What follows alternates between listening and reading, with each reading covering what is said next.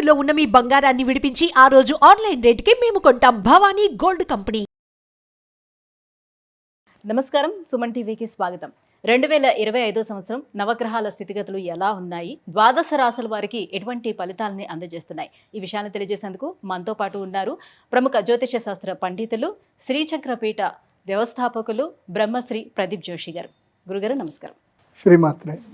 గురుగారు, 2025 సంవత్సరం మరి వృశ్చిక రాశి వారికి ఎలా ఉండబోతుంది? అర్ధాష్టమ శనితోటి ఇప్పటి వరకు వాళ్ళు ఎలానో బాధపడ్డారు కాబట్టి ఇకపై నుంచి వాళ్ళకి బాగుంటుంది, ఎలా ఉంటుంది? శ్రీ గురుభ్యో నమః. శ్రీమాత్రే నమః. వృశ్చిక రాశి వీళ్ళకేందంటే అదేదో సామెత ఉంటుంది, పెనం మీద రొట్టె వెళ్ళి పొయ్యిలో పడ్డట్టు. ఇప్పుడు వాళ్ళ పరిస్థితి అదే. పెనం మీద ఉన్నంతసేపు పర్లేదు, అర్ధాష్టమ శని వచ్చేసింది. ఎల్నాటి శని అయిపోగానే రాదు అర్ధాష్టమ. మధ్యలో ఒక 2 years తర్వాత కొడతాడు, తిండి పెడతాడు, మళ్ళీ కొడతాడు.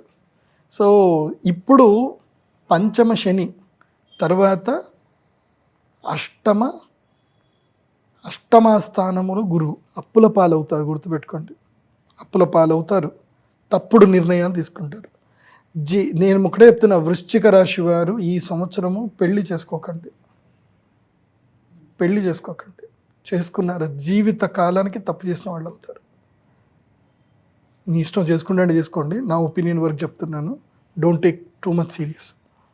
కానీ వద్దు అని చెప్తాను. ఈ సంవత్సరం ఏంటంటే రుణము, రోగము కలుగుతాయి. రుణం కలుగుతుంది, రోగము కలుగుతుంది, దుఃఖము కలుగుతుంది. అండ్ ఆరోగ్యంలో కూడా ఇబ్బందులు వస్తాయి.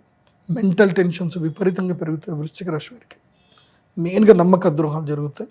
మీరు ఎవరినైతే ఎక్కువగా నమ్ముతున్నారో వాళ్ళకి నమ్మక ద్రోహాలు జరుగుతాయి. మే అయిపోయిందా, అక్షయ తృతీయ అయిపోయిందా, మీకు బ్యాండ్ బాజా భారత్ ఉంటుంది. నేను అందుకే ఏం చెప్తాను అంటే, చాలా సింపుల్ లైఫ్కి అలవాటు పడిపోండి. మెయిన్గా ఏంటంటే అబ్బాయిలు వృశ్చిక రాశిలో పుట్టిన అబ్బాయిలు, అమ్మాయిలు కకృతి పడకండి. ముఖ్యంగా అబ్బాయిలు తొందరపడకండి. మ్యారేజ్ అని చెప్పి రిలేషన్షిప్స్లోకి వెళ్ళిపోయి ఫోటోలు దిగి ఏదో ఒకటి చేసుకొని కకృతి పడకండి. మొన్న ఈ మధ్యనే ఒక క్లయింట్ నాకు వచ్చిందనమాట. వాడు మ్యాట్రిమోనీలో చూస్తూ ఉన్నాడు, ఏమని అమ్మాయిలు పెళ్ళి గురించి చూస్తూ ఉన్నాడు. ఒక అమ్మాయి మ్యాట్రిమోనీలో చాటింగ్ చేస్తుంది. మనోడు కకృతిలో ఉంటాడు కదా, చాటింగ్ చేస్తాడు, అంత అయిపోయింది. ఆ అమ్మాయి కలుద్దామనుంది. యాక్చువల్లీ వాడికి ఆ అమ్మాయి నచ్చలే. నువ్వు నాకు నచ్చలేదు అన్నాడు. నాకు కూడా నువ్వు నచ్చలేదు, కాకపోతే జస్ట్ క్యాజువల్ మీటింగ్ అంతే. నీ థాట్స్ బాగా ఉన్నాయి, నాకు బిజినెస్ ఐడియాస్ కావాలంటే నేను నీకు ఫీజు ఇస్తాను అంతే. మనోడు ఫీజు ఇస్తాడు కదా అని జస్ట్ క్యాజువల్ మీటింగ్ అని పోయాడు. ఇచ్చింది 50,000 ఫీజు కూడా ఇచ్చింది. అటు వాడికున్న తెలివితేటలకి, వాడికి ఐటీ టెక్ అనమాట. 50,000 ఇచ్చి బాగుంది, నాకు నువ్వు వర్క్ చేసి చేయాలని చెప్పి మళ్ళీ ₹1,00,000 కూడా ఇచ్చింది. 2వ నెలకి ₹1,00,000 ఇచ్చింది. సో ఏదో నేను చేయించుకుంటున్నాను, ఏదో ఆ అప్లికేషన్ డెవలప్మెంట్ చేయించుకుంది. తర్వాత ఆల్ ఆఫ్ సడన్గా నాకు నీతో పెళ్ళి అవసరం లేదు కానీ I want to be with you అని అంది. వీడు కకృతిగాడు కదా, పోయాడు. 1 కాదు 2 కాదు, 10-20 సార్లు వెళ్ళాడు. ఈయన తెలివితేటలు ఏం చేసింది, 10-20 సార్లు ఆమె ఇంటికి పోయిన ప్రతిసారి సీసీటీవీ రికార్డ్స్ అన్నీ కూడా సేవ్ చేసి పెట్టుకుంది. ఆ తర్వాత వీడి మీద రేప్ కేసు పెట్టింది.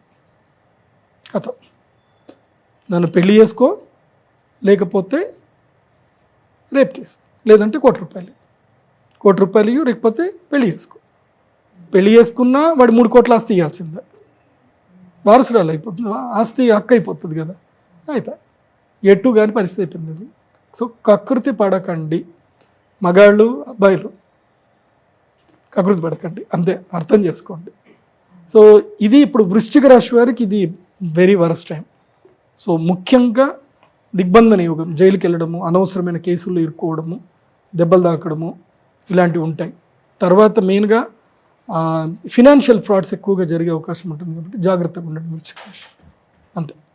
సో వృశ్చిక రాశి వారు చాలా ఈగర్గా వెయిట్ చేస్తున్నారు. ఈ ఒక్క అర్ధాష్టమ శని వెళ్ళిపోయిన తర్వాత మా డేస్ బాగుంటాయేమో అని చాలా ఈగర్గా వెయిట్ చేస్తున్నారు.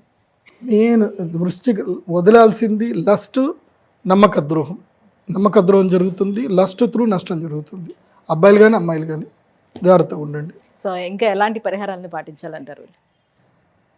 1, సెల్ఫ్ ప్రొటెక్టివ్ మోడ్లో ఉండండి, నియంత్రణలో ఉండండి, రెగ్యులర్గా పనిచేస్తూ ఉండండి. ఇది నేను చెప్పే న్యాచురల్ రెమెడీ.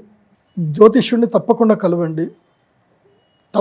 జీవిత కాలానికి సరిపడా తప్పుడు నిర్ణయాలు తీసుకుంటారు. జ్యేష్ఠ నక్షత్రం వాళ్ళు, నేను ఆల్రెడీ మీకు ఇందాకే సుమంటిలో చెప్పాను, జ్యేష్ఠ నక్షత్రం వారు జీవిత కాలానికి సరిపడా తప్పుడు నిర్ణయం ఈ సంవత్సరంలోనే తీసుకుంటారు.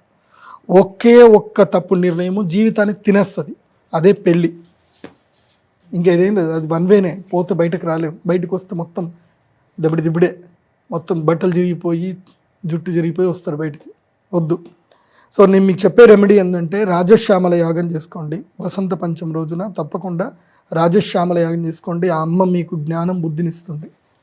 అండ్ ప్రతిరోజు సూర్య నమస్కారాలు చేయడం మర్చిపోవద్దు. సూర్య నమస్కారాలు వృశ్చిక రాశి వారు తప్పకుండా చేయాలి.